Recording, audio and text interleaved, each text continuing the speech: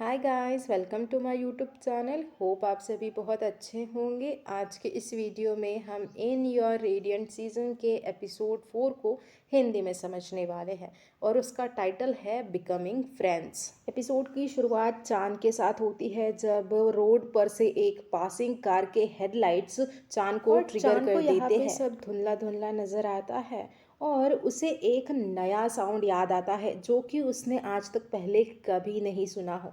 ये साउंड ऐसा लगता है जैसे छोटे छोटे मेटल या आइस के पीसेस की आवाज़ हो। ये एक्सप्लोजन से लिंक्ड है लेकिन वो एग्जैक्टली याद नहीं कर पा रहा है कि ये आवाज़ कौन सी है। अब यहाँ चांद अपने फिजियोलॉजिस्ट से मिलने जाता है और वो उनको सारी बात बताता है कि ये आवाज़ मैंने आज तक पहले कभी नहीं सुनी और अचानक ये मुझे आवाज़ सुनाई दे गई। तो यहाँ पे डॉक्टर कहता है कि हारन से मिलना शायद उसकी कुछ मिसिंग मेमोरीज का एक छोटा पार्ट ट्रिगर कर गया होगा। डॉक्टर सजेस्ट करता है कि चांद को हारन से थोड़ी डिस्टेंस रखनी चाहिए ताकि वो खुद को प्रोटेक्ट कर सके। लेकिन ऑब्वियसली चांद फिर भी हारन की हेल्प करने के लिए डिटरमाइंड रहता है। वो डॉक्टर से कहता है कि मुझे खुद को प्रोटेक्ट नहीं करना है। जिस इंसान ने मुझे उस फेज से बाहर निकाला है मैं उसकी हेल्प करूँगा और मैं उसके पास ही रहूँगा। देन नेक्स्ट डे हारन आ जाती है मिस्टर पार्क के कैफ़े में उनकी हाथ की कॉफ़ी पीने के लिए। वो यहाँ पे मजाक मस्ती करती है चांद के साथ। चांद नोटिस करता है आजकल हारन ज़्यादा स्माइल करने लगी है। मिस्टर पार्क आते हैं और दोनों को अंदर कॉफ़ी पीने के लिए इनवाइट करते हैं। अब यहाँ हारन कॉफ़ी पी रही होती है और चांद कंटिन्यूअसली उसे देख रहा होता है। हारन कहती है कि तुम कॉफ़ी पियो, मुझे क्यों देख रहे हो। वो कहता है कि मैं बस तुम्हें ऑब्जर्व कर रहा हूँ कि मेरी क्लासेस तुम पे असर कर रही है या नहीं। अब यहाँ पे एक दिन काम के बाद जब हारन ऑफिस से निकल रही होती है तो वो चांद को टैक्सी के साथ उसके पास आता हुआ देखती है। यहाँ पे चांद टैक्सी के साथ हारन को लेने आया होता है। वो उसे हांगगंग रिवर के पास पिकनिक के लिए ले जाता है। यहाँ पे वो ज़बरदस्ती हारन को टैक्सी के अंदर बिठाता है। उसी वक्त यहाँ नाना और तेसुक ऑफिस से निकल रहे होते हैं। नाना उन दोनों की ऐसी बॉन्डिंग देख के काफ़ी खुश होती है और वो तेसुक को कहती है कि तुम्हें इन दोनों पे नज़र रखनी होगी। और यहाँ पे वो एक स्माइल देती है कि फाइनली हारन को उसका पार्टनर मिल गया। अब दोनों हांगंग रिवर पर पहुंच जाते हैं। चांद इसे एक प्रीव्यू बोलता है क्योंकि उसे 2 हफ्तों के लिए फील्ड वर्क के लिए ग्योंगजू जाना है, आउट ऑफ टाउन जाना है। और फिर वो अपने पॉकेट में से पेन्स को निकालता है। वो हारन से कहता है कि मैं तुम्हारे लिए 20-25 पेन इकट्ठा करके लाया हूँ। इनमें से तुम्हें जो जो पसंद है तुम सब अपने पास रख लो। वो कहता है एक दो सिलेक्ट मत करो, चाहो तो तुम इन सारी पेन्स को अपने पास रख सकती हो। अब यहाँ पे उन दोनों के पास बैठे एक कपल जामसुग ब्रिज पर होने वाले फायरवर्क्स को मेंशन करते हैं। ये रेफरेंस हारन की मेमोरीज ट्रिगर कर देता है। जब वो उस जगह से वॉक कर रही थी और उसने वही इंस्ट्रूमेंटल सॉन्ग सुना था जो कि उसने कांग ह्योक चान के साथ शेयर किया था। यही वो सेम इंसिडेंट था जहां चान ने एक्सीडेंट के बाद हारन को देखा था और अपनी सारी मेमोरीज को रिकवर कर लिया था। प्रेजेंट में यहाँ चान फ्राइड चिकन लेने के लिए जाता है। जब वो वापस आता है तो वो देखता है कि हारन का फेस सडनली डाउन हो गया है और वो उनका फ्राइड चिकन लाया किसी और ग्रुप को जाकर दे देता है। और वो हारन से कहता है कि हमें जल्दी ही जामसुग्यो ब्रिज पर फायरवर्क्स देखने के लिए जाना होगा। अब यहाँ पे वो 2 बाइक्स को लेकर आता है और वो दोनों साइकिलिंग करते हुए उस ब्रिज तक जाने का डिसीजन लेते हैं। पहले हारन तो मना कर देती है तो यहाँ चांद उसे टीज करता है कि क्या तुम्हें बाइक चलाना नहीं आता। तो वो कहती है कि नहीं, मुझे आता है। देन वो दोनों अपने अपने हेलमेट्स पहन लेते हैं और निकल पड़ते हैं जामसुग्यो ब्रिज की ओर और वहाँ जाके ग्रिल्ड मीट खाने का डिसीजन लेते हैं। अब यहाँ पे हारन नोटिस करती है कि बुरी मेमोरीज के बावजूद वो फिर भी स्माइल कर पा रही है। वो वहाँ ब्रिज पर फायरवर्क्स देखती है और कहती है कि मैं उस इंसिडेंट के बाद इस ब्रिज पर आई नहीं हूँ और मैं फाइनली अब बुरी मेमोरीज के बावजूद फिर से स्माइल कर पा रही हूँ और ये सब तुम्हारी वजह से हुआ है। और वो चांद को थैंक्स बोलती है। अब यहाँ अगली सुबह हादम स्कूल जाती है और यहाँ पे वो देखती है कि हान सोरा नाम की एक लड़की उसके बॉयफ्रेंड योगुम का फ़ोन नंबर लेने की कोशिश कर रहे होते हैं। तो वो यहाँ पे साफ साफ हान सोरा को मना कर देता है और वो कहता है कि मेरी गर्लफ्रेंड है। देन वहाँ पे हादम आ जाती है और हान सोरा कहती हैं कि क्या ये वही लड़की है, और फिर वो वहाँ से चली जाती है। यहाँ हादम योग्युम से पूछती है कि क्या मैटर है, तो वो कहता है कुछ भी नहीं, और कहता है कि हमें प्रैक्टिस के लिए देर हो रही है, और उसे वो बाय कह के वहाँ से चला जाता है। अब वही यहाँ ऑफिस में नाना गलती से कॉन्फ्रेंस में रॉन्ग मटेरियल्स जल्दी जल्दी में लेकर जाती है, और फिर वो हारन को कॉल करती है और हारन से कहती है कि वो जल्द से सही मटेरियल्स लेकर आए। अब यहाँ हारन कैब का वेट कर रही होती है, तो यहाँ हारन चांद को कार के साथ देखती है और वो चांद से राइड मांगती है। वो कहते हैं कि उसे कॉन्फ्रेंस ऑफिस जल्दी पहुंचना है, नाना ने मुझे मटेरियल्स के साथ बुलाया है। वो अपने सारे सामान को पीछे सीट में डाल देती हैं और चांद को जल्द से जल्द गाड़ी चलाने के लिए बोलती है। यहाँ पहले तो चांद हिचकिचाता हुआ नज़र आता है। अब यहाँ पे वो कार को स्टार्ट करता है, लेकिन रास्ते में एक कार का हॉर्न उसे डिसओरिएंट कर देता है और उसे सडनली कार को बीच सड़क पे रोकना पड़ता है, जिसकी वजह से एक स्कूटी राइडर की कार को थोड़ी सी टक्कर लग जाती है। वो बाहर निकल कर उन स्कूटी राइडर से माफ़ी मांगते हैं और सारी उसकी जो भी डैमेजेस हुई है उसके लिए वो पैसे कंपनसेशन देने के लिए तैयार हो जाता है। अब यहाँ हारन भी इस इंसिडेंट से काफ़ी शेक हो जाती है। चांद उसे अश्योर करता है कि सब कुछ ठीक है, किसी को चोट नहीं लगी है, तो ज़्यादा सोचने की ज़रूरत नहीं है। वो हारन से कहता है कि तुम्हें कॉन्फ्रेंस रूम जल्द से जल्द पहुंचना है, इसलिए मैं तुम्हें अब कैब करके देता हूँ, तुम कैब से चली जाओ। अब वो उसे कैब से भेज देता है। बाद में जब दोनों दोबारा मिलते हैं मिस्टर पार्क के कैफ़े में, चांद यहाँ पे एक्सप्लेन करता है हारन को कि ये सब उसके लेफ्ट ईयर की वजह से हुआ है। वो कहता है कि इस वजह से पहले बेन भी हर्ट हो चुका है, और हारन को डराने के लिए वो काफ़ी सॉरी बोलता है। लेकिन हारन कहती है कि उसका फ्री ट्रायल ऑलरेडी उसकी रिकवरी में हेल्प कर रहा है, जैसे कि जामसुग्यो पर सैड मेमोरीज के बावजूद स्माइल कर पाना। दोनों बात करते हैं कि कैसे वो धीरे धीरे एक दूसरे को जान रहे हैं, और हारन एडमिट करती है कि उसे ऑयस्टर्स पसंद नहीं है। फिर वो यहाँ चांद से कहती है कि कभी उससे भी कोई सीक्रेट बताए। वो कहती है कि मैं तुम्हें मेरी सारी लाइक्स डिसलाइक्स जो भी पास्ट की सीक्रेट्स थी मैं तुम्हें सब कुछ बताती हूँ, लेकिन तुम अपने बारे में मुझे कोई सीक्रेट नहीं बताए हो। छोटा ही सही, कोई बड़ा सीक्रेट नहीं होना चाहिए, लेकिन छोटा सीक्रेट भी अगर तुम मुझे बताओगे तो मुझे अच्छा लगेगा। ऐसा लगेगा मुझे कि हम दोनों साइड से एक दूसरे को फ्रेंड्स मानते हैं। अब यहाँ उसी शाम को योग्युम हादम के घर पर आता है उसकी फैमिली से मिलने के लिए। वो अंदर जाने से पहले काफ़ी डर रहा होता है। हादम कहती है कि तुम मुझ पर भरोसा रखो और फुल कॉन्फिडेंस के साथ अंदर सबसे बात करना हमारे मैरिज के लिए। हादम यहाँ पे उसका कॉन्फिडेंस बढ़ा रही होती है। अब फाइनली योग्यम हादम के साथ घर के अंदर एंटर करता है। यहाँ पे नाना उसका वेलकम करने के लिए डोर पर आती है। यहाँ पे योग्यम सरप्राइज हो जाता है जब उसे रियलाइज़ होता है कि उसने नाना को पहले भी देखा है। उसने उसे रोड के बीच कंफ्यूज्ड खड़ी हुई देखा था और नाना की हेल्प की थी। अब यहाँ पे नाना उसे देखकर पहचान जाती है कि ये वही लड़का है जिसने उसी दिन बीच सड़क पे मुझे हेल्प की थी रोड क्रॉस करने के लिए। अब नाना उसे देखकर बड़ी सी स्माइल करती है और उसको हग करने के लिए आगे जाती है। जब वो उसे हग करती है तो नाना उसे धीरे से कहती है कि आदम को सच मत बताना, उसे पता नहीं है। और वो भी यहाँ पे एक ऐसा प्रिटेंड करता है कि उसने पहली बार नाना को देखा है। अब यहाँ पे काफ़ी देर तक कुछ ऑकवर्ड साइलेंस होता है, कोई बातचीत नहीं होती है। वो डिनर टेबल पे बस एक दूसरे के सामने बैठे होते हैं। यहाँ पे हादम अपने दोनों बहनों को कॉल मिला रही होती है क्योंकि वो दोनों डिनर के लिए लेट होते हैं। हादम यहाँ योग्युम के पास जाकर बैठती है और उससे पूछती है कि तुम इतना पसीना पसीना क्यों हो रहे हो। तो वो कहता है कि उसकी तबीयत अच्छी नहीं है, वो दूसरे दिन उनसे मिलने आएगा, और फिर वो वहाँ से उठकर चला जाता है। नाना भी रिलीफ लेती है कि फाइनली वो चला गया, वरना उनका ट्रुथ सबके सामने आ जाता।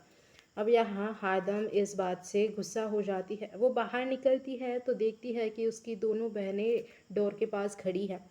यहाँ पे वो अपनी दोनों बहनों पर काफ़ी गुस्सा होती है, क्योंकि वो दोनों टाइम पर नहीं आई थी और हादम का बॉयफ्रेंड वहाँ से चला गया था। वो दोनों पे चिल्लाती है कि क्या तुम दोनों मुझ पे जेलस हो, क्योंकि मैं तुम दोनों से अच्छा कर रही हूँ। एंड देन वो अपने कमरे में जाकर बैठ जाती है। इसी बीच तेसुक यहाँ पे हायंग को चामिन के साथ बाहर घूमने जाने की बात पर डिस्कस करते हुए सुन लेता है। तेसुक बार बार हायंग को चामिन से मिलने के प्लान्स में इंटरप्ट करता नजर आता है। वो यहाँ हायंग से कहता है कि नाना ने तुम्हें ऑफिस में बुलाया है, तुम्हें जल्द से जल्द जाना होगा। हायंग कहती है कि क्या तुम मुझ पे प्रैंक्स तो नहीं कर रहे हो। वो कहता है कि मैंने पहले डेट्स को मिक्स कर दिया, इसलिए पहले मुझसे गलती हो गई, लेकिन नाना ने अभी तुम्हें बुलाया है, तुम्हें जाना होगा। जब वो ऑफिस में जाती है नाना के, तो नाना उस पर चिल्लाती है कि मैंने तो तुम्हें बुलाया नहीं, तो तुम यहाँ पे क्यों आई हो। अब हायंग यहाँ तेसुक का नाम लेते हुए ऑफिस से बाहर निकलती है। ऑफिस का एक कलीग अपने ऑफिस के सभी मेंबर्स को बोलता है कि आज कुछ ऑफिस में इन्वायरमेंट अलग है, क्या तुम लोगों ने नोटिस किया। वो सभी को पॉइंट आउट करता है कि हारन आज अपने कैबिन में बैठी है और उसने अपने विंडो की शील्ड्स नहीं लगाई है, हम उसे आर पार देख पा रहे हैं मिरर के थ्रू। और ये अजूबा है क्योंकि इतने सालों में उसने हर बार हर दिन उस विंडो को क्लोज़ किया है ताकि वो अपने कोवर्कर्स को देख ना सके या फिर वो उसे ना देख सके। अब यहाँ स्कूल में योग्युम हादम से कहता है कि वो स्कूल के बाद हैंग आउट नहीं कर सकता। अब यहाँ हादम को अपने बॉयफ्रेंड के साथ कुछ क्वालिटी टाइम स्पेंड करना था, लेकिन वो कह रहा है कि उसे कुछ इम्पोर्टेंट काम है। सो यहाँ वो थोड़ी नाराज़ हो जाती है।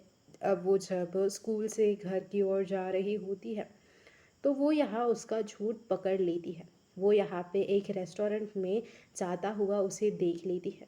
वो अज्यूम करती है कि वो शायद किसी और लड़की के साथ रेस्टोरेंट में आया होगा।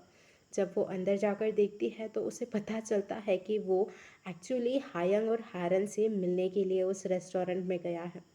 वो दोनों यहाँ पे उससे माफ़ी मांगने के लिए आई होती है, क्योंकि वो पिछले दिन आया होता है लंच पे उनके घर पे, लेकिन वो दोनों लेट पहुंची थी। इस वजह से वो यहाँ पे आदम के बॉयफ्रेंड से माफ़ी मांगने के लिए मिली होती है। अब यहाँ पे सभी लोग अच्छे से डिनर को एंजॉय करते हैं। अब यहाँ पे लेकिन एक फ्लैशबैक दिखाता है कि योग्युम ने पहले झूठ बोला था, क्योंकि वो नाना से मिलने गया था। नाना यहाँ उसे बताती है कि उसे डिमेंशिया है, भूलने की बीमारी हो गई है। अब यहाँ पे नाना योग्युम से रिक्वेस्ट करती है कि वो उसकी ग्रैंड डॉटर्स को सच ना बताए, ये बीमारी नाना को है, ये बात वो योग्युम को छुपाने के लिए बोलती है। वो कहता है लेकिन आपकी इस बीमारी के बारे में आपके फैमिली मेम्बर्स को तो पता होना चाहिए।